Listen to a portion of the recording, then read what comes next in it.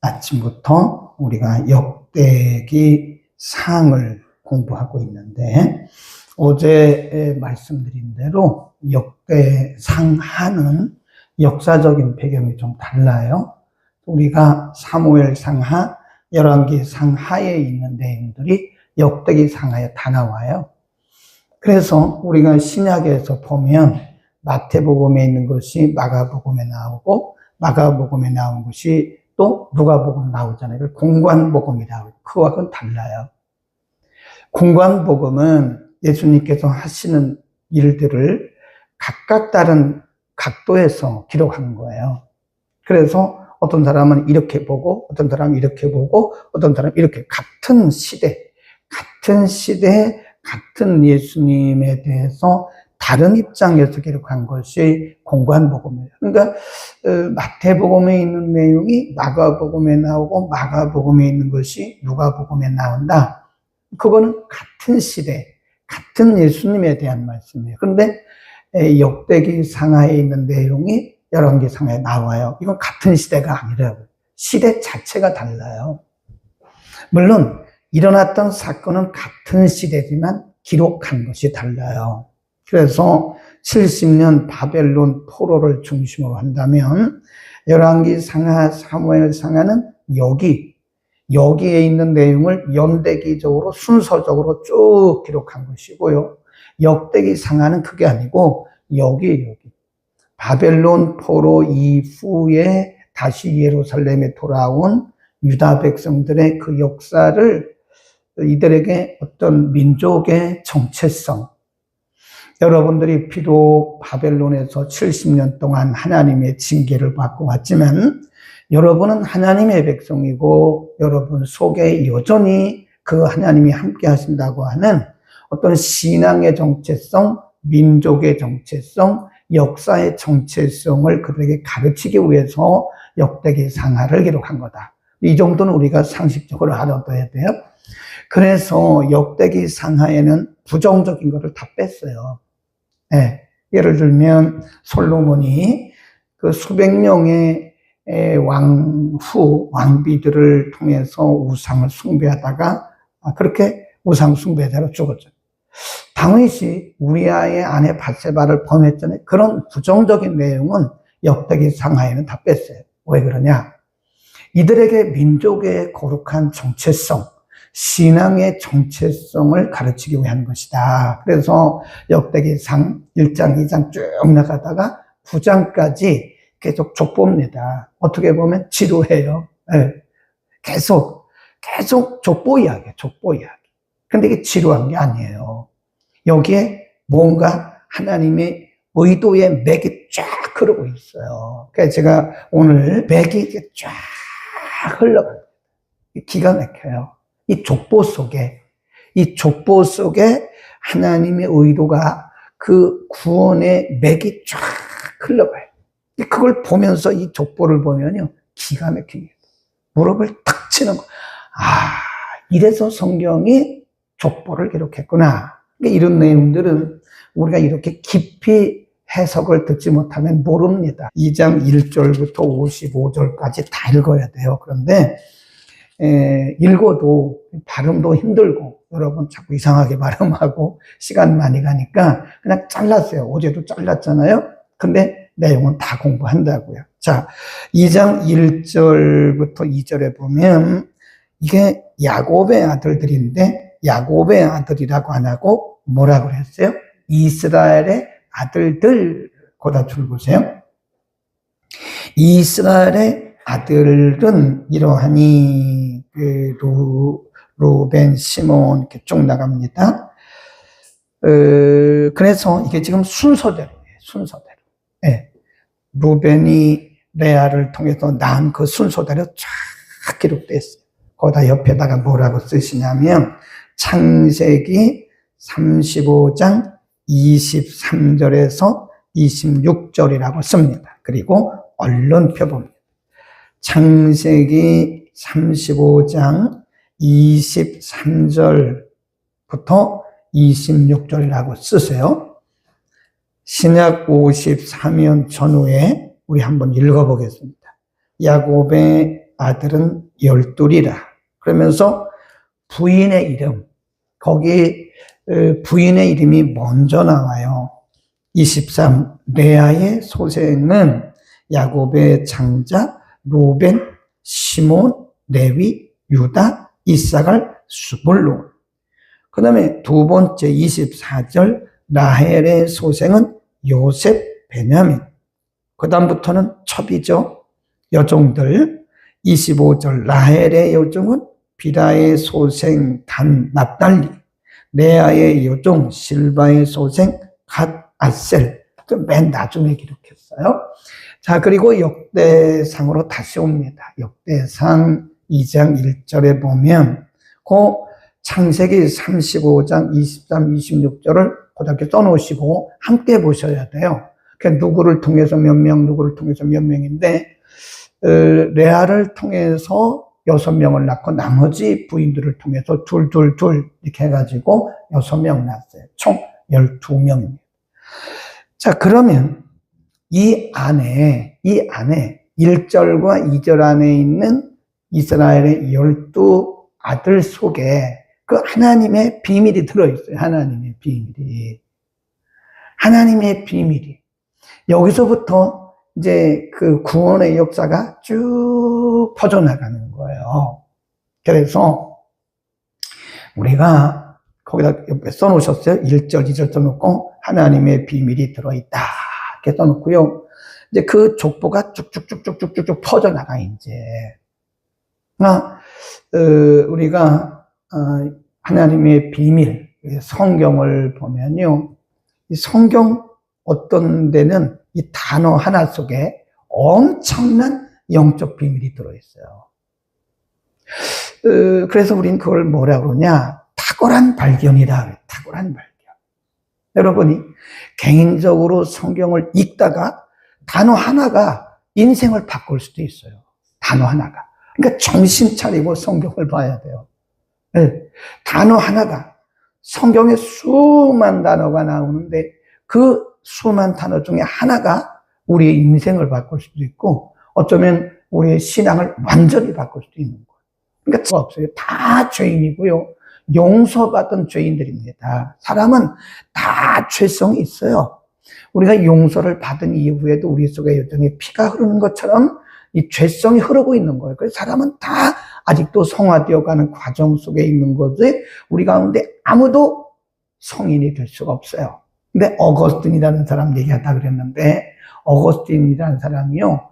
완전 난봉꾼입니다. 아주 불량자예요. 불량자. 타락한 사람입니다. 근데 이 사람이요. 어느 날 딱 한마디 들어요. 로마서에 있는 말씀 딱 한마디. 그 한마디에 인생이 확 바뀌었어요. 그래서 고대에서 성 어거스틴이라고 하는데 보통 책에서는 그 어거스틴이 정말 훌륭한 신학자가 되었어요. 그의 인생을 바꾼 것은 성경 단어 하나였어요. 그래서 우리가 성경을 볼 때는요, 정신을 집중하고 하나님 앞에 기도하는 마음으로 봐야 돼요. 그냥 설설설설 읽어나가면 안 돼요. 들을 때도 마찬가지예요. 들을 때도 말씀 하나가 우리 인생을 바꿀 수가 있는 거예요. 여기가요, 1절, 2절이 숨겨진 하나님의 비밀입니다. 그 다음 3절, 4절에 보면 유다의 아들은 쭉 내려가다가 4절 시작. 유다의 며느리 다말이 유다로 말미암아 베레스와 세레를 낳았으니 유다의 아들이 모두 5이더라. 이거 참 이럴 수가 있어요. 유다가 거기 보면 야곱의 12아들 중에 하나라고요. 그럼 나중에 예수님이 이 족보를 통해서 태어났어요. 근데 유다가 자기 며느리를 통해서 애를 낳았어요. 이럴 수 있어요? 근데 성경이 그 불미스럽고 어떻게 보면 비도덕적이고 비윤리적인 이야기를 성경에 왜 썼나 이거? 왜? 네. 그것은 인간은 모두가 다 죄인이라는 거예요. 그래서 구원은 인간의 행위하고 상관이 없어요. 그래서 예수 그리스도가 필요한 겁니다. 우리가 자꾸 예수를 믿는데 윤리도덕적으로 믿으면 안 돼요. 윤리도덕적으로 믿으면 여러분은 바리새인이 됩니다. 다른 사람 비난하고 비판하는 사람은 윤리도덕적으로 믿는 거예요. 우리는 다 유다 같은 사람들일 수도 있어요. 네. 어쩌면 우리는 다 도덕적, 윤리적으로 형편없는 사람들이에요. 그런데 예수 그리스도께서 이 땅에 오심으로써 그런 형편없는 사람들을 윤리적, 도덕적으로 바닥입니다. 다 우리들은 바닥이라니까요.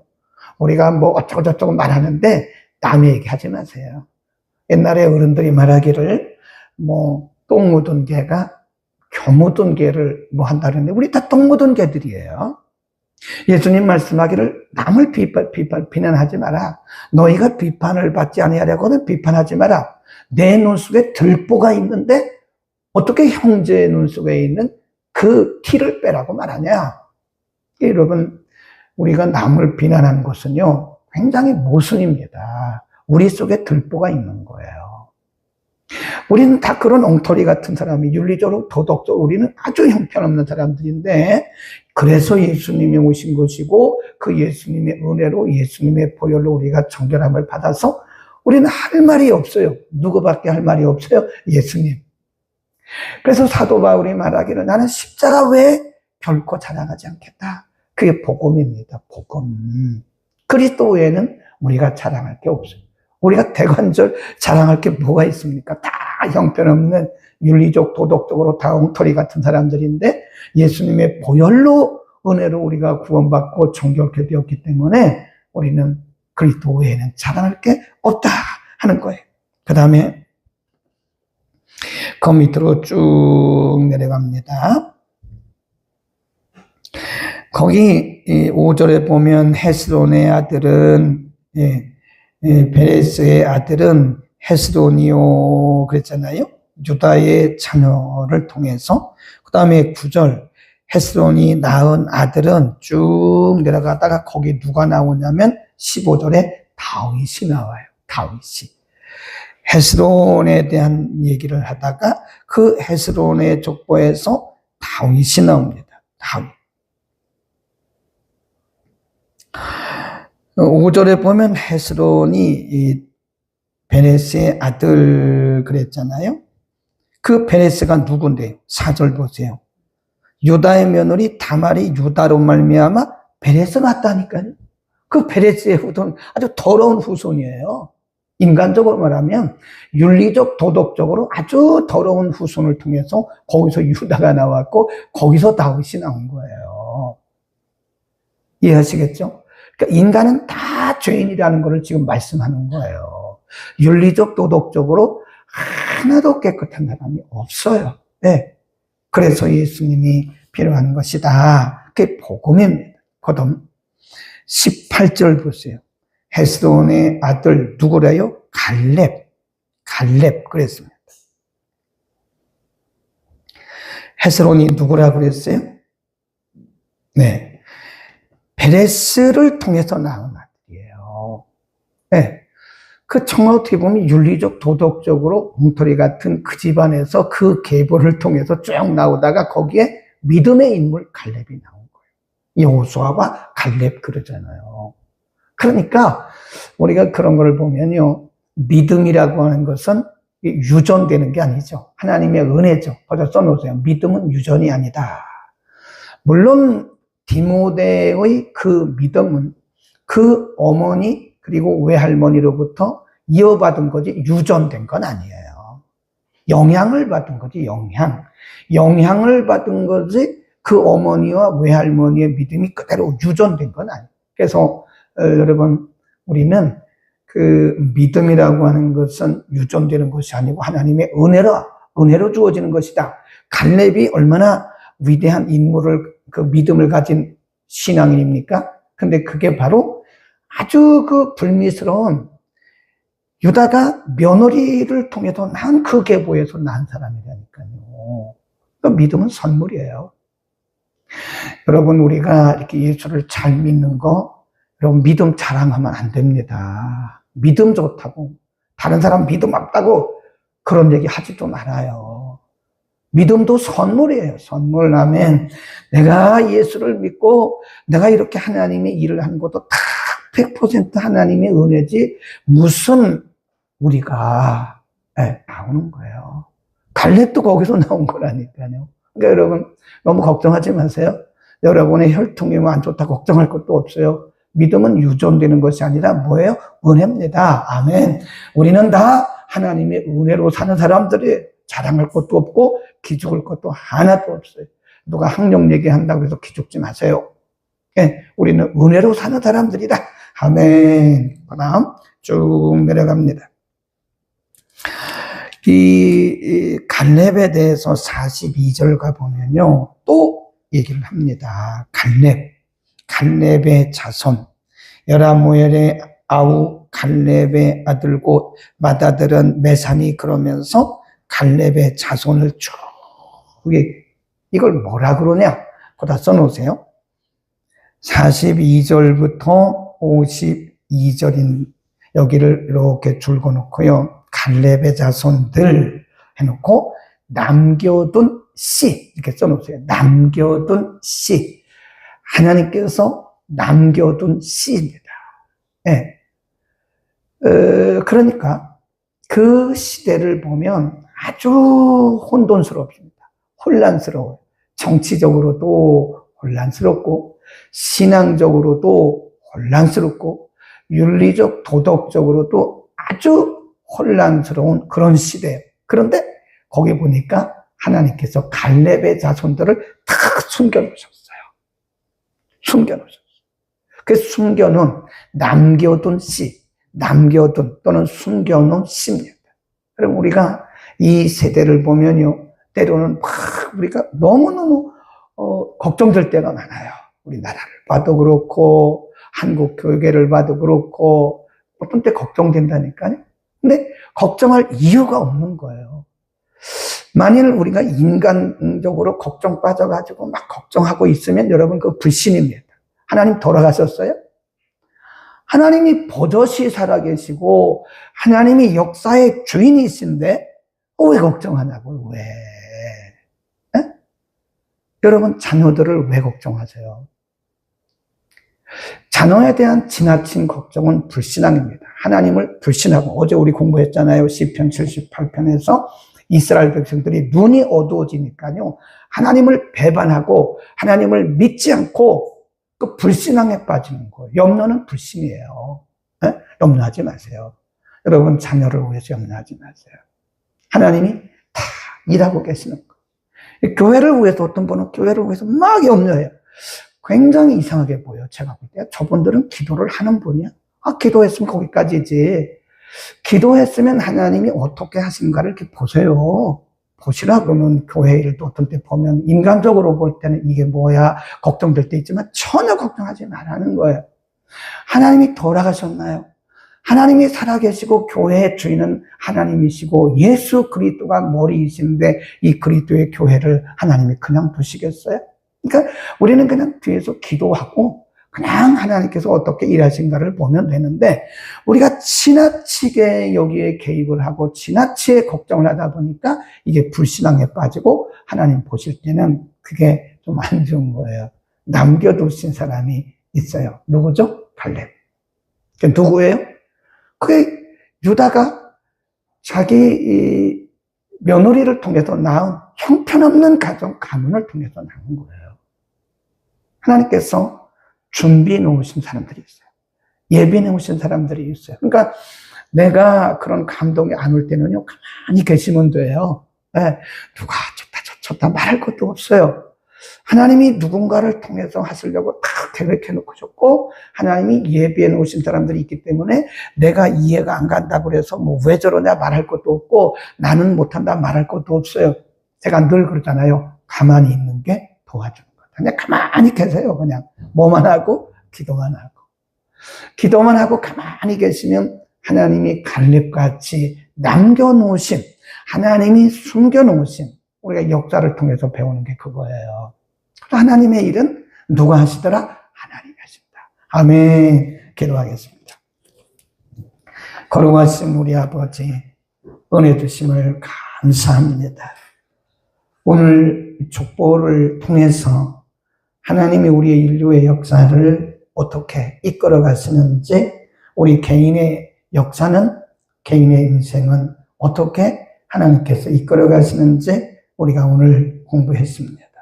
때로는 인간으로 바라볼 때는, 우리의 안목으로 바라볼 때는 비도덕적이고 비윤리적이고 이해 못할 일이, 유다가 자기 며느리를 통해서 두 아들을 낳는 것처럼 그런 일도 있지만, 하나님은 그런 일들을 통해서도 일하심을 오늘 우리에게 가르쳐 주셨습니다.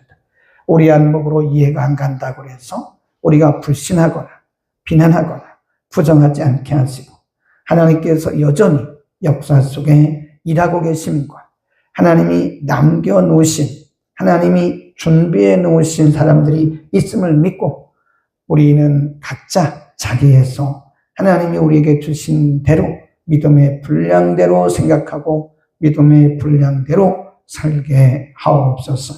하나님, 우리의 믿음조차도 내 능력이 아니라, 내 어떤 탁월한 노력이 아니라 하나님이 우리에게 주신 은혜임을 깨닫고, 그리스도 십자가 외에는 우리가 자랑하지 않도록, 우리는 여전히 죄성이 흐르고 있는 죄인임을 인정하고 언제나 겸손하게 하옵소서. 예수